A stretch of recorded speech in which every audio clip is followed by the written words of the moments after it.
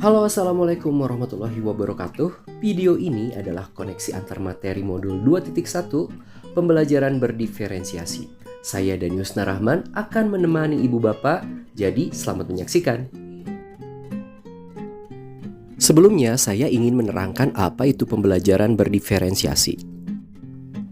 Pembelajaran berdiferensiasi adalah usaha guru untuk menyesuaikan proses pembelajaran di kelas untuk memenuhi kebutuhan belajar individu muridnya. Lalu kenapa pembelajaran harus disesuaikan ya? Terus kebutuhan belajar murid yang mana? Ingat, setiap anak adalah unik. Mereka mempunyai kemampuan yang berbeda dalam memahami pembelajaran.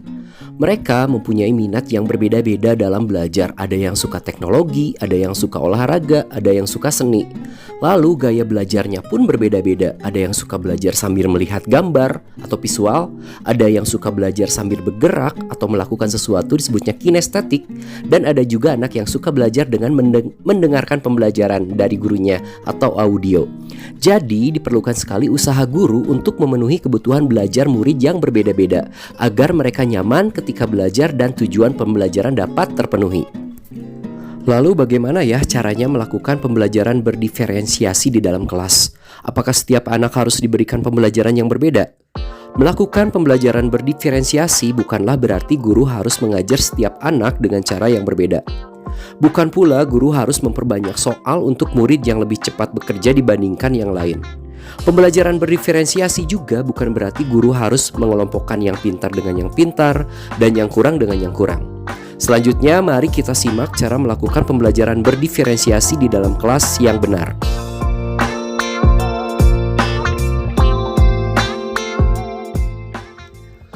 Pembelajaran berdiferensiasi harus mempunyai tujuan pembelajaran yang jelas. Jadi guru dan murid sama-sama tahu tujuan pembelajaran yang ingin dicapai. Lalu guru harus merespon kebutuhan muridnya. Ada 3 cara yang dapat dilakukan. Yang satu, guru harus mengetahui kesiapan muridnya. Di sini guru harus menilai kemampuan awal dan menentukan apa yang telah murid ketahui dan di mana murid berada. Kedua, guru harus mengetahui minat siswanya. Minat adalah motivator penting bagi murid untuk terlibat dalam pembelajaran. Contoh minat adalah ada anak yang suka teknologi, ada anak yang suka seni dan sebagainya. Ketiga, profil belajar murid. Dasarnya adalah latar belakang siswa, dari lingkungannya, dari budayanya, gaya belajar, dan kecerdasan menjemuk. Untuk mengidentifikasi kebutuhan murid, guru dapat menggunakan cara-cara sebagai berikut. 1. Mengamati perilaku murid. 2. Mengidentifikasi kemampuan awal. 3. Berbicara dengan guru sebelumnya. Lalu membaca rapot murid sebelumnya, atau bisa menggunakan berbagai penilaian formatif dan diagnostik.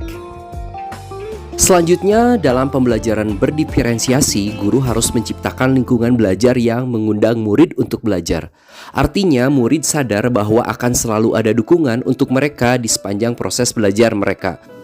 Lalu terakhir adalah penilaian berkelanjutan. Artinya bagaimana guru tersebut menggunakan informasi yang didapat dari proses penilaian yang telah dilakukan untuk dapat menentukan murid mana yang masih tertinggal atau sebaliknya.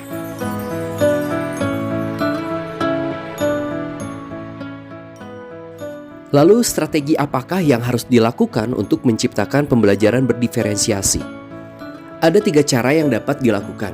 Pertama, diferensiasi konten. Kedua, diferensiasi proses. Ketiga, diferensiasi produk. Diferensiasi konten adalah apa yang kita ajarkan seperti materi, konsep, atau keterampilan yang perlu dipelajari. Lalu ada diferensiasi proses. Adalah bagaimana murid memaknai konten dengan cara membedakan proses yang harus dijalani oleh murid. Lalu terakhir, diferensiasi produk adalah bukti yang menunjukkan apa yang telah murid pahami dengan cara membedakan atau memodifikasi produk sebagai hasil belajar dari murid. Adakah keterkaitan antara modul pembelajaran berdiferensiasi dengan modul-modul lain? Jawabannya tentu saja ada.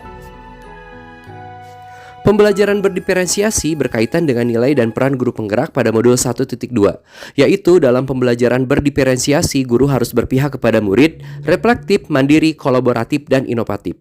Selanjutnya, pembelajaran berdiferensiasi berkaitan dengan filosofi Ki Hajar Dewantara pada modul 1.1, yaitu untuk dapat melakukan pembelajaran berdiferensiasi, maka guru harus berusaha memenuhi kebutuhan belajar murid sesuai dengan kodrat alam dan kodrat zaman. Lalu, pembelajaran berdiferensiasi berkaitan dengan strategi mewujudkan visi guru penggerak pada modul 1.3, yaitu berpihak kepada murid. Demikian pemaparan materi koneksi antar materi modul 2.1. Dani pamit, mudah-mudahan bermanfaat. Wassalamualaikum warahmatullahi wabarakatuh.